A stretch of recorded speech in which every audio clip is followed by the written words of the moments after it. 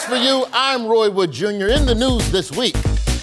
Amid America's dating crisis, Gen Z women clarify what they're looking for in a partner. Luigi Mangione. Doge unveils new plan to distribute Social Security checks. ICE raids target yet another minority group.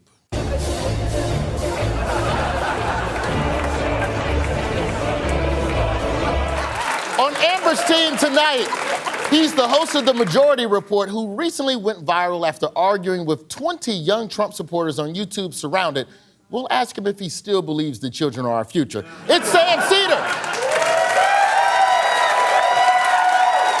And joining Michael, she's an Emmy-nominated comedian who's written for Saturday Night Live and roasted Tom Brady on Netflix. Tonight, she'll be roasting Michael Ian Black on CNN, and he's gonna love it. It's Sam J. Now for the biggest news stories of the week, Amber and Sam watch the clip and tell me what's the story.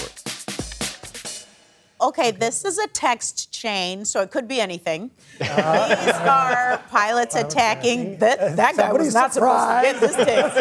Oh, and then the word signal. It's the Signal chat that accidentally they added a journalist to it when they were planning the attack on Yemen. That is points. Yes, correct. Yeah. On Monday, The Atlantic revealed that members of the Trump administration had accidentally texted war plans to their editor-in-chief in an article they titled, "The Trump Administration Accidentally Texted Me Its War Plans." That was Monday. Then on Wednesday, the magazine followed up their original article by posting the attack plans that Trump advisors had shared with them on Signal in a piece titled, "Here are the attack plans that Trump advisors shared on Signal." How did this happen? I have a theory. I think it was J.D. Vance's cry for help. I think he added the guy, because if you read the messages, J.D. Vance is low-key saying, like, this don't know what he doing, bro. Wait, which you talking about, Trump or Hexef? Trump. But the crazy thing, they should not have been on Signal in the first place. You're not supposed to use your private phones, and you're not supposed to use an app that literally my 12-year-old kid can get to say, in an hour, we're launching these planes in this place. Hey, but Sam, you're not supposed to have an insurrection, but we did it. So on this infamous Signal group chat, there were 19 people. In addition to the editor of The Atlantic, the chat had people like Defense Secretary Hexef and Vice President J.D. Vance, who used their full names in the super secret Signal chat. There was also people going by the initial SM, AKA Trump advisor Stephen Miller, and TG, Intelligence Director Tulsi Gabbard. There was also some guy on the thread just named Jacob, who is yet to be identified. We don't know who Jacob is, but hey, look, no big deal. It's not a big deal. Fortunately, Tulsi and some of the text friends were already supposed to testify to the House Intelligence Committee this week. So they had a chance to clear this whole thing up. I don't know how he was invited, but clearly he was added. You were not TG on this group chat? I'm not going to get into the specifics. So you refuse to acknowledge whether you were on this group chat? This was a huge mistake, correct? No. It take you that long to open your mouth, you need a better answer than no. The last person in the clip there was CIA Director John Ratcliffe. Question, how else did John Ratcliffe defend the text in that hearing? Sweatily? The CIA director defended the text by also letting everyone know that, quote, Pete Hexef wasn't drunk when it happened. Now, I don't know if that makes it better or worse. Oh, yeah, it kind of makes it worse. National Security Advisor Mike Waltz, the guy who started the text thread in the first place, he was not at the hearing, but that didn't stop him from trying to explain it. Question, how did Waltz say that the mistext happened? It's the classic way. It got sucked in. I tell that to my girl when she sees certain stuff in my DMs. I'm like, I don't know. It just got sucked in to the DM. Here's how Waltz explained the mistext himself. I'm sure everybody out there has had a contact where it was said one person and then a different phone number. But you've never talked to him before, so how's the number on your phone? I mean, I'm not an expert in any of this, but it's just curious. How's the number on your phone? Well, if you have somebody else's contact and then then somehow it gets someone sucked sent in. you that it gets sucked in. It's the classic way. So Walt stumbled through that answer like Viola Davis just asked him. Why is your penis on a dead girl's phone? Here's how other Republicans are categorizing the mistext as just an oopsie. Yeah, look, it's a mistake and we got to move on. They've acknowledged that there was an error and they're correcting it. Those who do not make mistakes can throw the first stone. We all make mistakes. Give him a pass. Let him work and see what else happens. Wouldn't it be great if ICE just came in right there and grabbed her? You never know. What recent Trump adversary also joined the conversation this week? America. I was going to say me. It's federal judge James Boasberg. The same guy who ruled against the Venezuelan deportations earlier this month has now been assigned to oversee the Signal chat mess as well. You know, Trump got to be sick of that. It's like, this again. In a hearing Thursday, Boasberg ordered everyone involved to preserve their Signal messages. That's right. Don't delete nothing. I'm sure they'll comply. They are trying to get around the transparency and the Records Act, which says that if you are a government official and you have communication, this needs to be preserved forever. But their Signal chat was set to erase it on 4 weeks. There's no reason to believe that all their stuff isn't going through that type of situation. But I'm sure it'll get sucked out the other way. Let's hear Trump's solution to making sure this never happens again. If it was up to me, everybody would be sitting in a room together. The room would have solid lead walls and a lead ceiling and a lead floor. But, you know, life doesn't always let you do that. I like that. That's what's supposed to happen. They're not supposed to do it this way. Sam, why are you such a pussy? Michael and Sam, your turn. All right. Watch the clip. Tell me, what is the story? We see children, and we see Sean Spicer there, and we see something's on sale. It could be America, and money is changing hands. Oh, they're going to be selling Trump's gold sneakers at the Macy's Easter sale. You said that so convincingly. They're looking for a corporate sponsor for the White House Easter egg roll. Points over here. Good job. Okay. Yes. I'm starting to learn the game. You have to watch the news. Yeah. No, trust me. You're doing great. The story is Easter is for sale. Is this what people voted for? No. Because y'all know the drill. Every spring, the White House has the Easter egg roll, and they bring the kids, and, you know, let's have fun. So question, does anyone know how the White House Easter celebration will be a little different this year? They're actually going to crucify someone?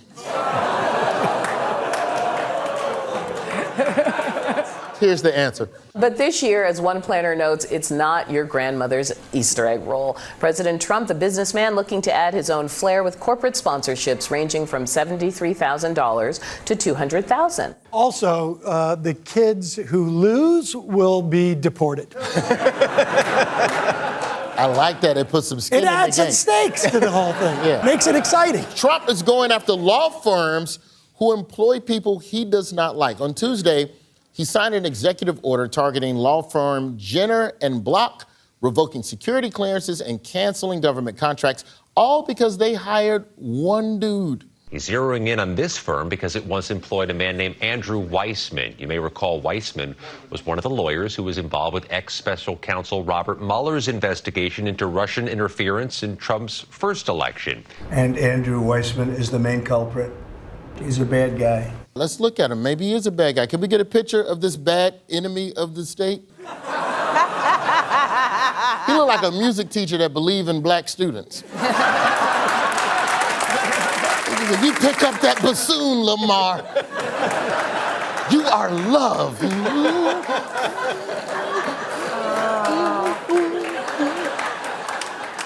So we know Trump thinks he's a bad guy. Question, How else is his administration describing Andrew Weissman? Dirty Jew? I don't see Jewish, so I didn't see that.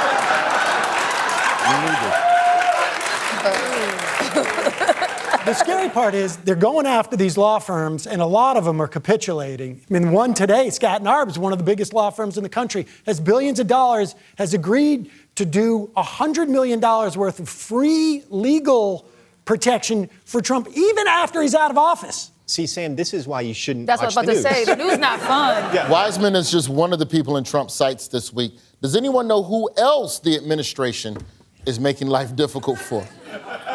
Michael, there's more? it's tough now, but later it will be even more tough. Okay.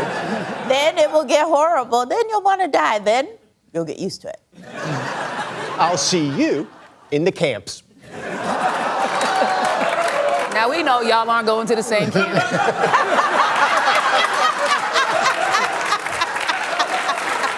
Social Security is under attack from Trump's Doge cuts, with the result being the website crashing 4 times in 10 days this month, and hold times, if you call them, are 4 or 5 hours. On Tuesday, the Senate held confirmation hearings for Trump's new Social Security Director nominee, Frank Bisignano, clearly hired because he already has a crime boss name.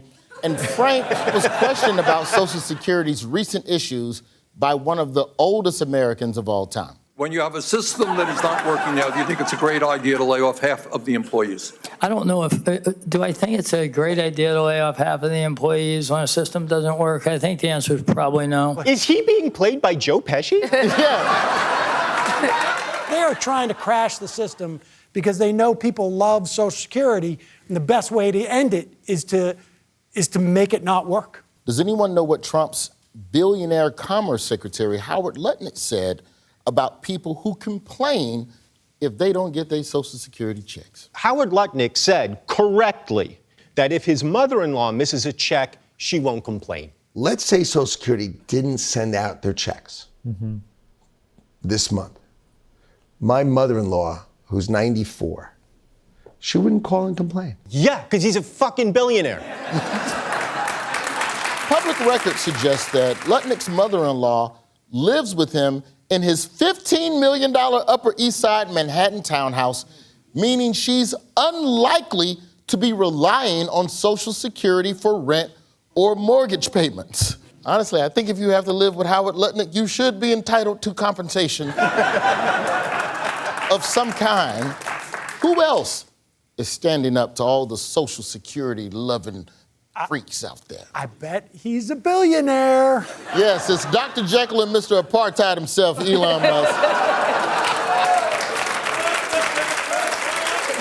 Elon this week appeared on Brett Bayer's Fox show on Thursday night, flanked by members of the Doge crew.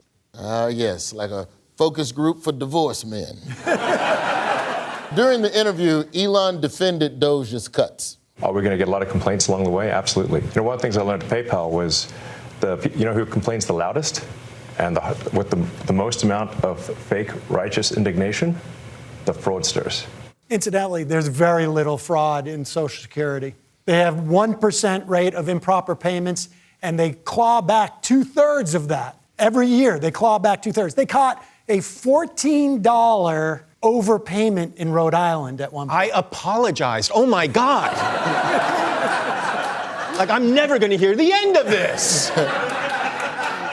Also in the interview with Bear, Elon continued to whine about how unfair it is that people don't like Doge. Usually when they attack Doge, they never attack any of the specifics. So they'll say what we're doing is somehow unconstitutional or illegal or whatever. We're like, well, which line of the cost savings do you disagree with? Okay. We disagree with the unconstitutional ones. Yeah, not thrilled about closing the Department of Education, not thrilled about USAID, cutting the federal work staff at the CDC, at the Department of Health and Human Services, and airplanes taking off. And I think they're not thrilled about the Social Security cuts. Trump and Elon aren't just, decimating institutions here stateside. They're also going international. Does anyone know which ally we're antagonizing this week? Is it Greenland? We are antagonizing Greenland. Earlier this week, Usha Vance announced that she'd be paying Greenland a visit. If you've never heard Usha Vance speak, you're always going to remember this moment. Hello. I'm so excited to share that I'll be visiting Kalaalleq, Greenland, next weekend. I'm particularly thrilled to visit during your national dog sled race, which our country is proud to support as a sponsor. She's AI. That's AI. That's AI. Trump already said, I want Greenland. I gotta have it. So then she's going there to be like, nice dogs. Can we have it? According to the organizers of Greenland's national dog sled race, quote, we did not invite them. So then JD stepped in and was like, oh, you going to the dog sled race? Well, I'm coming too. So it turned into a trip to an American military base in Greenland, which JD explained here. As you know, it's really important. A lot of other countries have threatened Greenland, have threatened to use its territories and its waterways to threaten the United States, to threaten Canada. Why does it always look like they're trying to sell us a timeshare? Now, JD's not letting any of the Greenland drama get to him. Here's JD earlier this week blowing off some steam down at the old gun range. Does anyone know how the White House official Twitter account captioned that photo? It's so much worse than anything you can think of. Is it a rap The White House lyric? official Twitter account said, quote, just the Vice President of the United States sending some freedom seeds downrange doesn't get more American than that. Oh my God. I did not know freedom seeds was bullets. That will never not be in my brain. Sam, you can say sucking in now. You can say Sucking in those freedom seeds.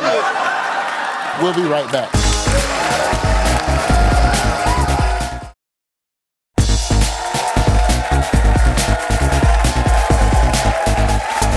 Welcome back.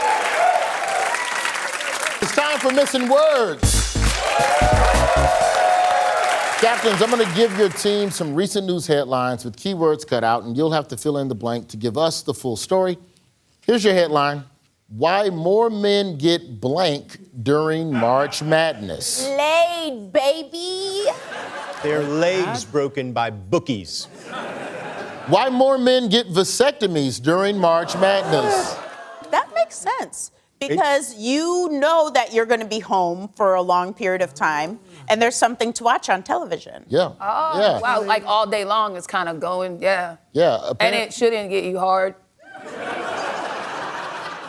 Urologists say that they've seen, quote, increases of as much as 50% in the number of vasectomies scheduled in the days leading to the NCAA tournament, with men trying to turn the procedure into essentially a 4-day vasectomy vacation. Does anyone up here know what other surgical trend is starting to take over during Trump's second term? Lobotomy? I think people who got one short arm and one long arm are getting the surgery to make both arms the same length so that they're not in harm's way. The answer, it's a beauty trend called Mar-a-Lago face. The hallmarks of Mar-a-Lago face include exaggerated Botox, visible facial fillers, and extreme tanning. I'm gonna show you a picture of somebody pre-Mar-a-Lago face. Yay. And you have to guess who they are.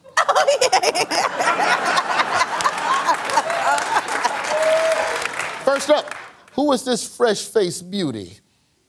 It looks like one of the Brady Bunch children. That's first daughter-in-law and recording artist Laura Trump. Oh my God!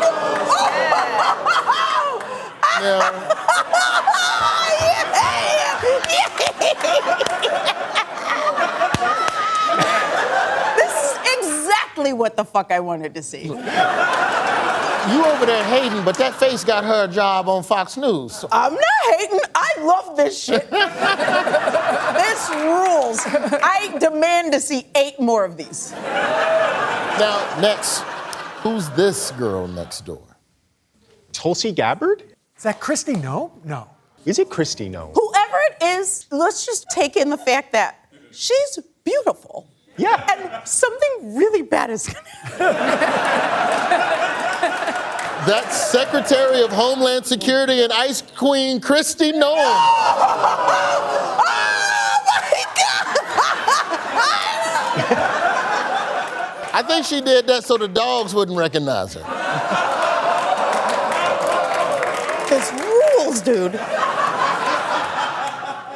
Amber, you want to see another one? Give Amber the next beautiful woman. I think I know. Okay. Is that Kimberly Guilfoyle? Is that her name? Kimberly Guilfoyle? It can't be. I'm going to say it is. I think he's right. That's our future ambassador to Greece, Kimberly Guilfoyle. No.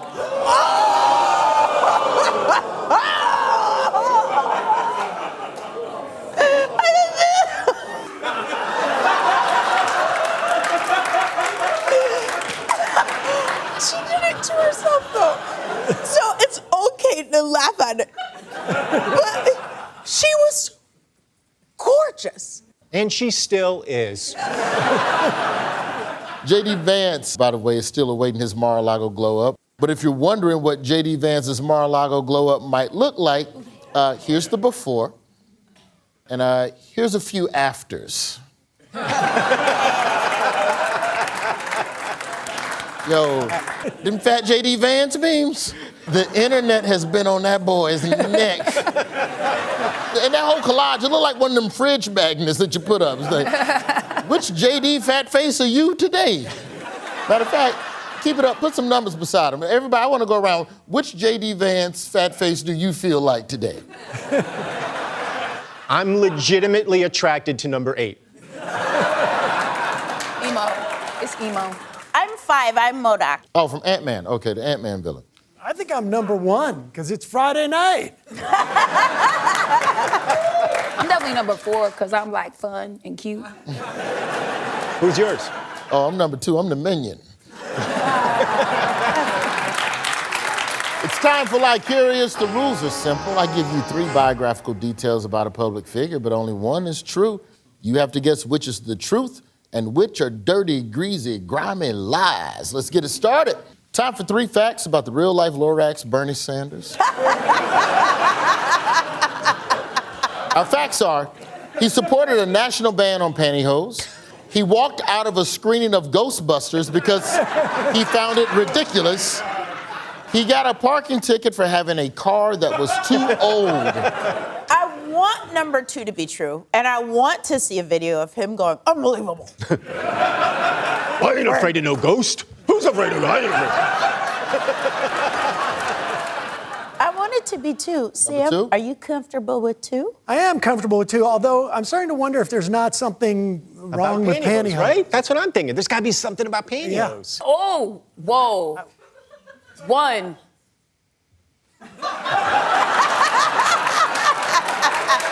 Roy, we're going with 1. Both of y'all are wrong. Bernie Sanders got a parking ticket. Got a parking ticket in his own designated mayoral parking spot because his car was so beat up. I mean, let's be real. Like, a car can be raggedy, but it can't be that bad. Can we see the car, please?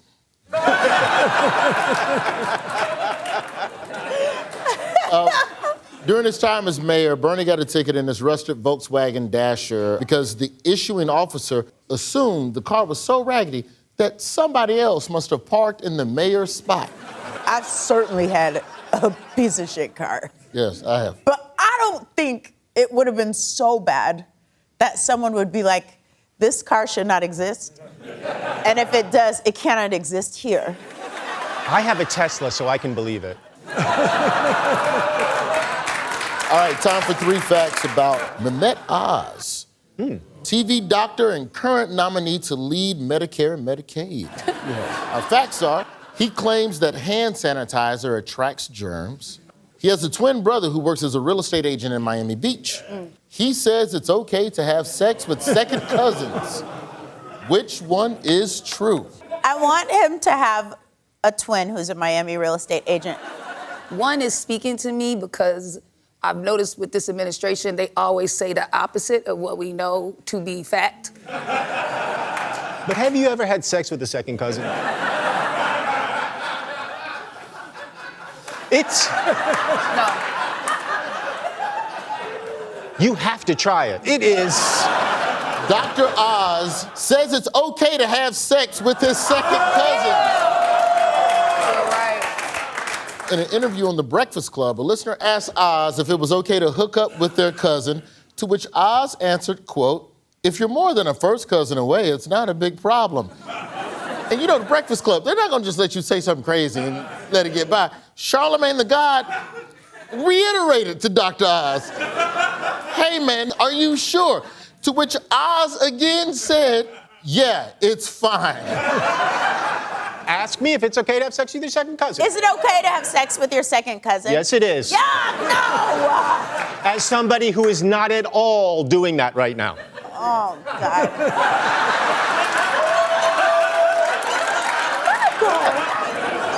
This has been Lycurious. More after the break.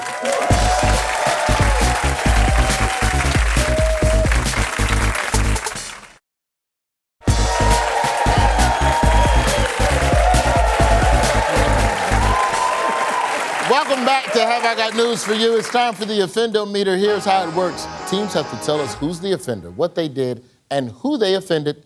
Let us begin.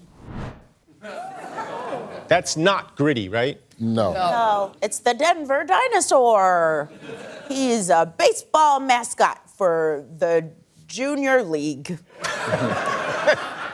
Let's live in this moment where what I said could be true.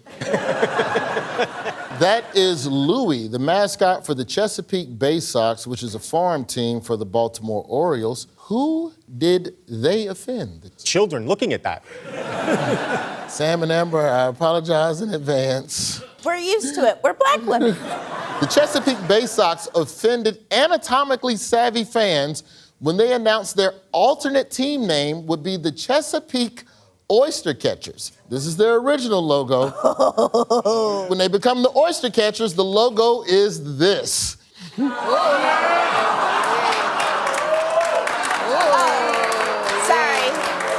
I meant to say, we're used to it. We're lesbians. That's the symbol for my club, too. But I don't know what that is, what that looks like. What is that? My question is, why is the baseball blurry? Like that's the dirty part. Because they wanted to look like a pearl. Right. But also like a baseball. But also like a clitoris. Big ass clitoris, too, by the way. Well, I mean... Let's just stop. Just stop. That is enough about the coochie glove. Now, according to local news, backlash to the Bay Sox alternate logo led to a powerful climax. Sometimes they get it right. If you think that's bad, you should see the logo for the Hartford eggplants. All right, let's see your offender. Oh. That's our friend, Jasmine Crockett. She was here on this show, and I bothered her to death, and she was very nice about it. Who did she offend this week? The whites.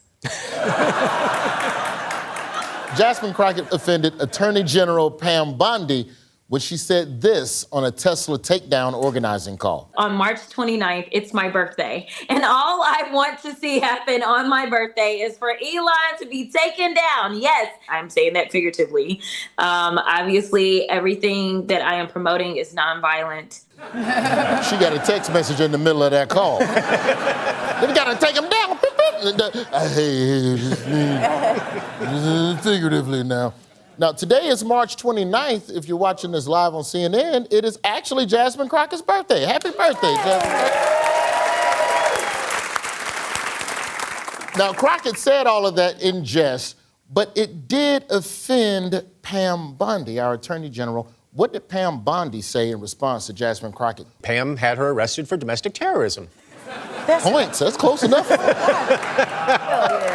Here's the Paminator talking tough on Fox News. This is domestic terrorism. And Maria, now you have this Congresswoman Crockett who is calling for attacks on Elon Musk on her birthday. And so she needs to tread very carefully. Pam Bundy wasn't the only person that Representative Crockett offended this week. There was somebody else she lit up. Who was it? She offended Texas Governor Greg Abbott by calling him Governor Hot Wheels.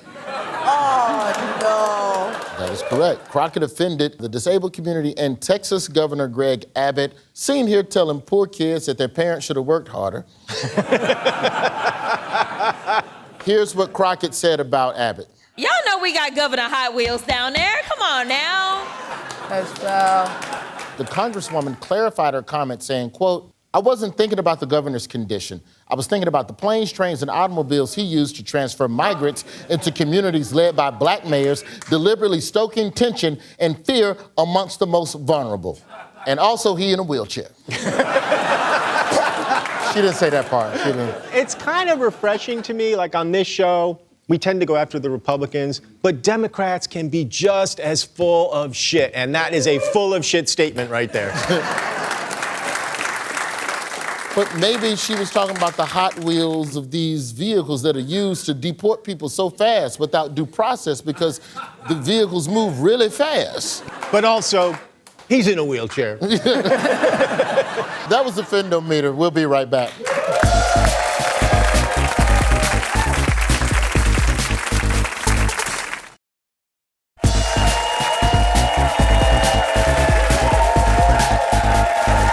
Welcome back. It's time for Meet in the Middle, where we find common ground between two people who would never be caught hanging out. All right, on one side, we have Vladimir Putin, Colin Farrell, Patrick Schwarzenegger, and Al Gore. And the other side, there's George Clooney, Avril Lavigne, Steve Martin, and Vin Diesel. First up, we've got Total Clusterfuck. Which two of these people play ice hockey? We've seen Vladimir Putin out on the ice. Okay. He's definitely one. And then Steve Martin plays the banjo. Is that the same as ice hockey? Is Steve Martin from Canada? No. Just kidding. I want to say Avril Lavigne. She's Canadian. She's from Canada. She's in Canada, right? I was thinking Putin and Schwarzenegger, because Arnold Schwarzenegger was in Red Heat, and that was about Russians. And then his son was born in '93, and that's as many people as Putin has had secretly killed. You can't trust nobody who do this. The answer, Vladimir Putin and Avril Lavigne are both ice hockey players. Avril Lavigne has been an ice skater girl since she was a kid, starting off on the boys' team in her native Ontario. And Putin showed off his hockey skills in 2019 when he scored 8 goals in a Russian exhibition game before this happened.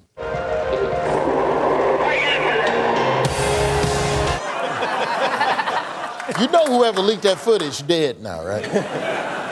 But it was a great night for Vladimir Putin. Here's Putin basking in the approval of some of his biggest hockey fans. All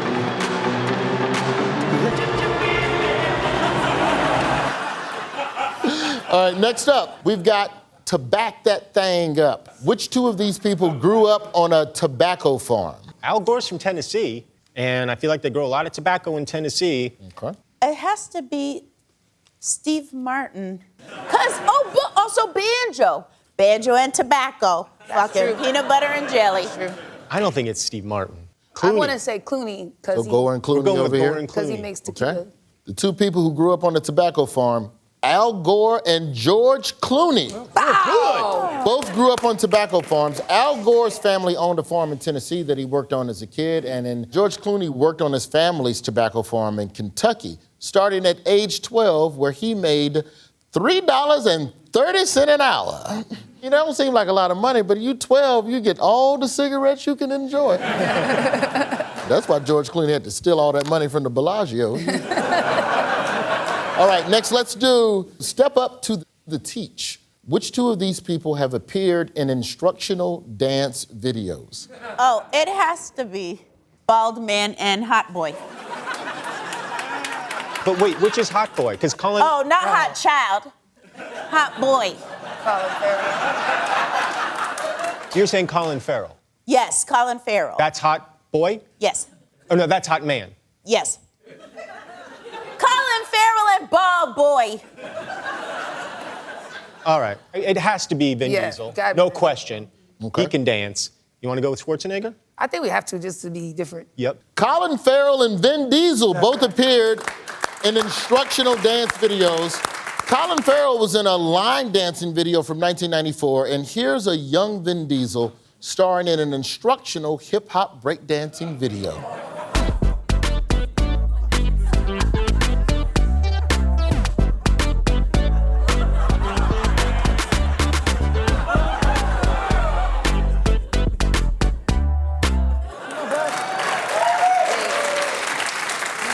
I gotta be honest, Vin Diesel kind of sucks at breakdancing.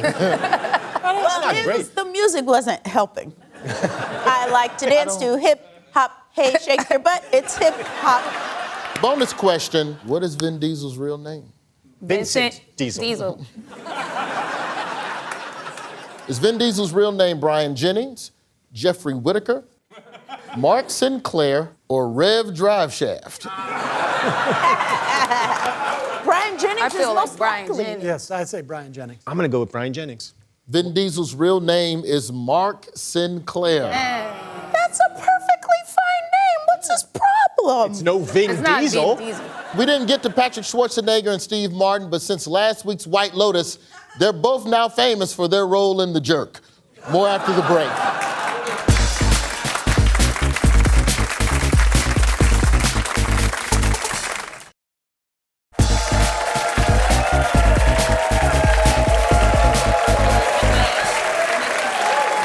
Welcome back. It's time now for Odd One Out. Teams, here's how it works. I'm going to show everybody 4 pictures, and you'll have to guess which one sticks out like an Atlantic reporter on the DOD group chat. Here's your group of 4. We have Robert De Niro, Charlie Chaplin, Al Pacino, and Richard Gere. It's Richard Gere because he's the only one that I ever had a crush on. The ladies know. Yeah. I think it's Richard Gere because these 3, I think, had kids when they were in their 80s. I think you're right, Sam. You didn't think I was right? I think you're right, Sam. Partial credit. So, partial credit. The odd one out is Al Pacino. What? But for the same reasons. Robert De Niro, Charlie Chaplin, and Richard Gere all fathered children in their 70s, while Pacino welcomed his 4th kid at the ripe young age of 83. But wait, De Niro had a kid in his 80s too. Did he?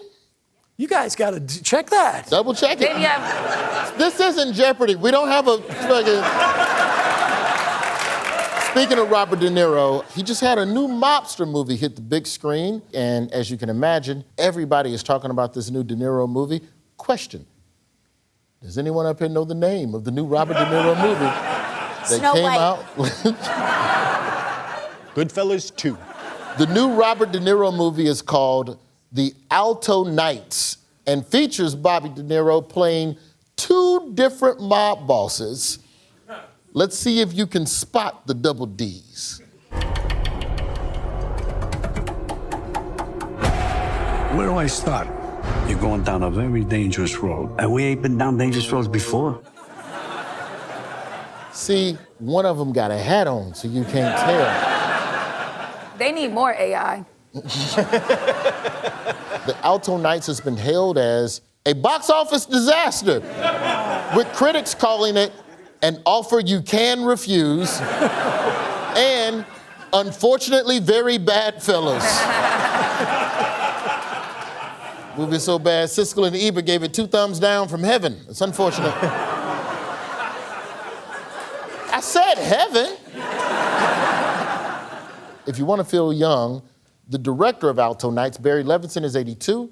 Writer Nicholas Pileggi is 92. Wow. And producer Irwin Winkle is 93. What? The premiere for that movie was at 2 in the afternoon. That was Odd One Out. We'll be right back.